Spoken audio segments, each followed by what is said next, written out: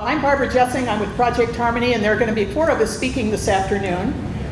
We've all been encouraged and inspired today by Father Greg Boyle and his message of hope and resilience. And now it's time to focus on our hometown. Father Boyle has been known to say that Homeboy Industries is not an idea that you can transplant whole from one place to another. Each community will find and grow its own solutions. And we're proud to say there are great things growing here in Omaha. So, we've been looking forward to this day for a long time. Guess what's happening today? 25 new lives. 25 babies will be born in Douglas County today. And 2 will be born with low birth weight. 1 will be born to a teen parent. 5 will be born into poverty.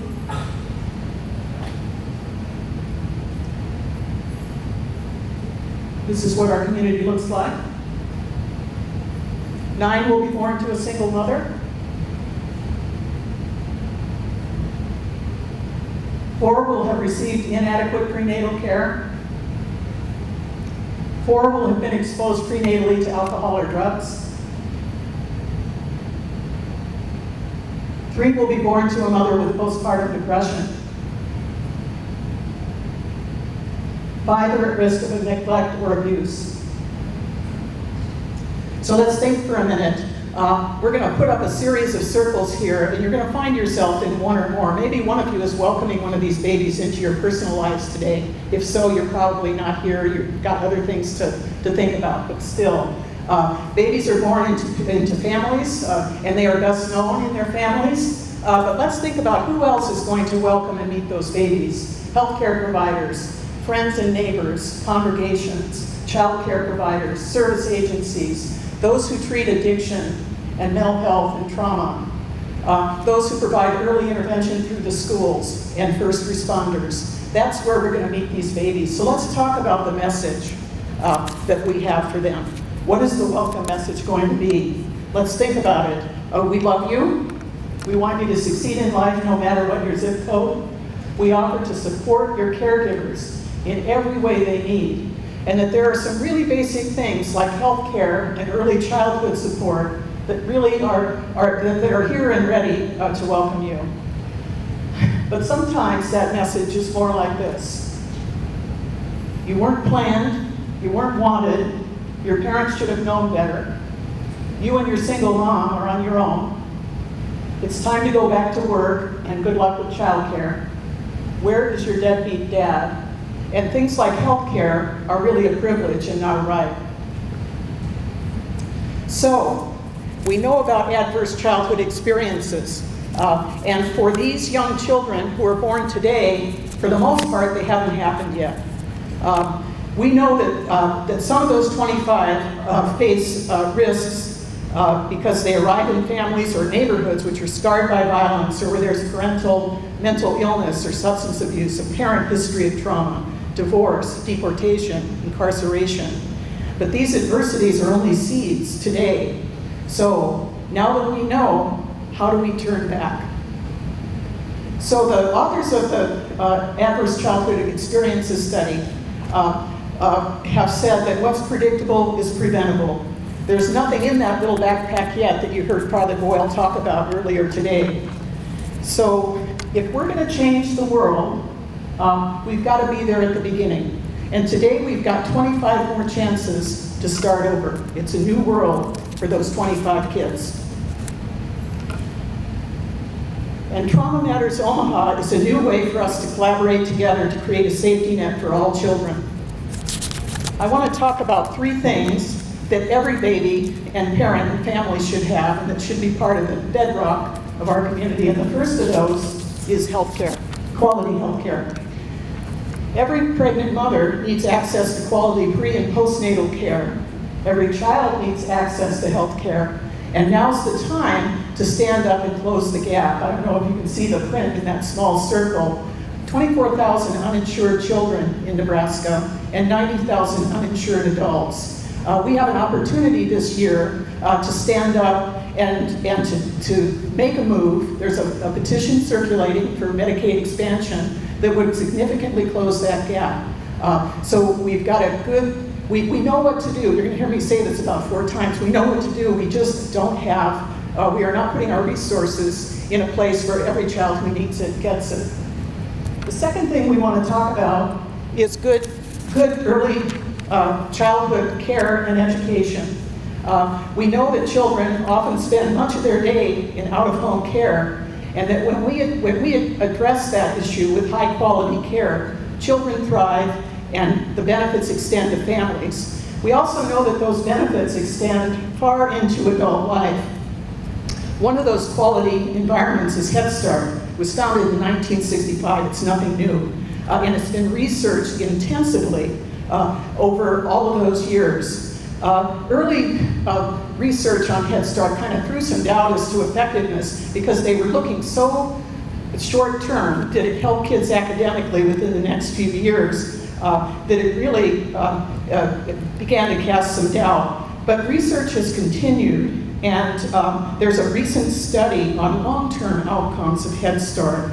And one of the interesting benefits that's shown is that parents now parenting children who are Head Start graduates are different parents. The benefits of Head Start persist into their interactions with children.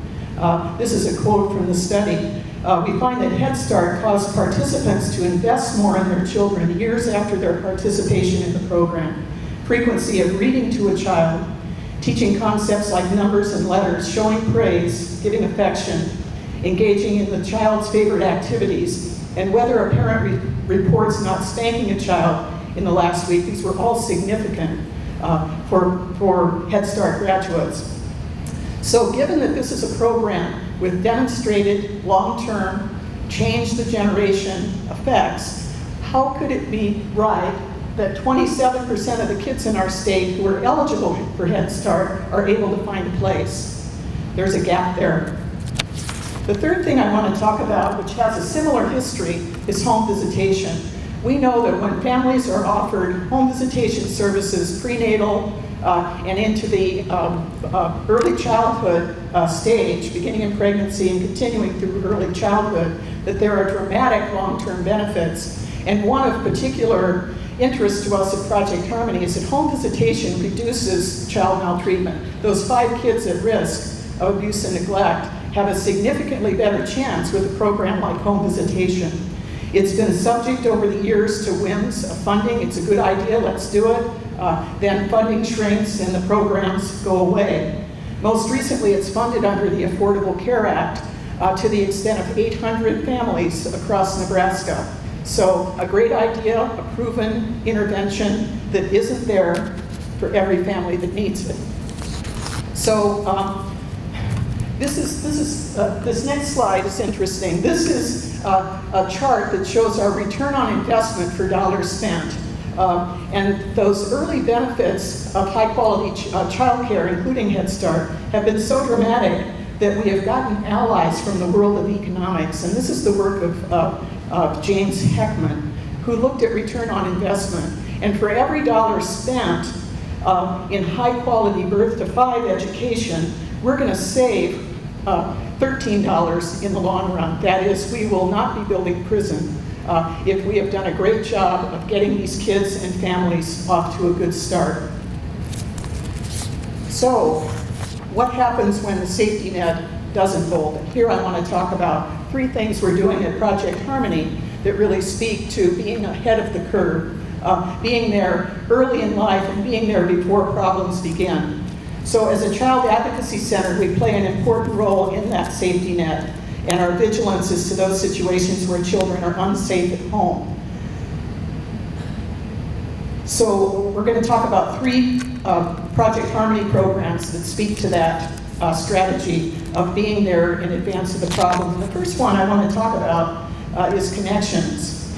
And with more than 20 years of responding to child maltreatment, Project Harmony made a commitment to Connections as a way of helping children with mental health needs before the situations in their families and schools and neighborhoods was so serious that a child was at risk of abuse or neglect. So we're about early identification and early intervention, and we offer our services through for kids kindergarten through 8th grade in 4 metro area public schools. This year we have had 1,400 children referred. So it's been a learning experience. It's been a wide opportunity to become involved in the lives of children. And one of the things that we have done is to implement a group program called Bounce Back. And this is a group for kids that live with chronic stress, who have experienced traumatic events, and who would have thought that stress and trauma could actually get you up and dancing. But that's what happened. We didn't know that was going to happen. And these kids say it better. So we're going to share a short video with you that gives you an idea of what does it mean to reach children at such an early stage in life when they are so open to change. My name is Tyler Bird. I'm a licensed mental health practitioner and I facilitate bounce back groups at schools in the Omaha area. Bounce Back is a 10-week group therapeutic intervention for kids who have been through stressful life events, abuse, through divorce, anything that has affected a kid negatively. The Connections program, it really bridges the gap between school and home and help kids realize that the things they learn in this group can help whether you're at school, whether you're at work, whether you're at home, or whatever environment you're in. Last year I had some stress, but this year I bounced back. Wake up every morning, hit that flex and relax. I'm the least likely person probably to create a rap or sing or dance. I'm not good at any of those. It really kind of came about by sitting and listening to the kids, and I kept having to redirect certain groups to stop singing and dancing in group. And I eventually just realized that this was these kids' outlet to deal with trauma and deal with stress. And it was really their strengths coming out in group. And so we ended up just sitting and talking and deciding, hey, let's write a rap. Wake up every morning, hit that flex and relax. You like it was fun, what we call it bounce back. We ain't getting stressed. Breathe, breathe, breathe. It's just so awesome to see kids come into who they are. We have seen so much growth in students' own self-esteem, in believing in themselves, and understanding that I am me and it's okay to be me. That's what I think Connections has done. I think more and more Connections is an opportunity that has opened up those walls and said, we're here to help. And more families that I personally have gotten involved in the program, those walls start to break down as well. One of the best parts about Bounce Back is kids really can form a bond with each other and feel almost more like a team, and it's just powerful in letting kids know that somebody else is going through something tough too and they're able to overcome some of those things. I think one of the best parts about the Connections program is it's starting to serve a population that can sometimes get missed, and I think it's a very beneficial program for kids, and especially getting into the schools. I think we're seeing the need for mental health among youth and adolescents. Last year I had some stress, but this year I bounced back. It really helped me understand that this is the way to connect with kids and help them feel proud of what they're doing in group that will extend beyond just the intervention that we have. The Connections program is definitely a partnership that works on behalf of helping every student succeed.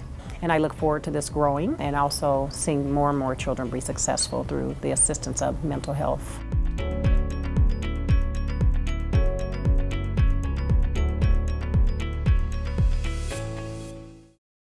So we entered into this with a big question about the stigma and how do you overcome that resistance people have to traditional mental health treatment. And part of the answer is it's not traditional, but I think part of it is success speaks for itself. And these are schools in which kids that seek this help out are actually admired and are seen for their strengths. That's what we mean about post-traumatic growth. How do we do better? So the second program I want to talk about is called Impact from Infancy. And when our children who are birth to 5 do come to the attention of child welfare, and when their case is overseen in the juvenile court, we want to see those families back on track as soon as possible. It's so much easier to reshape what's happening at that early age. And that's the mission of the Impact team. They have become experts in helping families of our youngest children, birth through 5, to get the quality of services they need to make a healthy start in life for that child. And the third thing I want to talk about is counseling for child trauma. Children come to Project Harmony on one of the most difficult days in their lives. We want to be sure that in the course of that child maltreatment investigation, that they are met with compassion and support. And by the time they leave, their parents know what they can do to help the child heal. Therapy for child trauma is highly effective.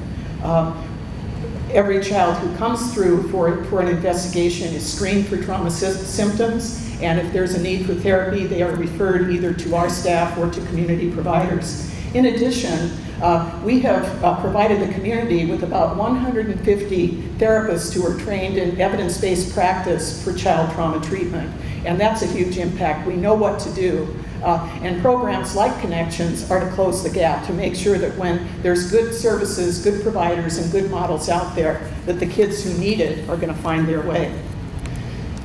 So we're going to close and move on. But let's think about Trauma Matters Omaha. I've got a musical question, and I watched you as you were coming in, and I think 5 of you might get the reference here, but I'm going to do it anyway.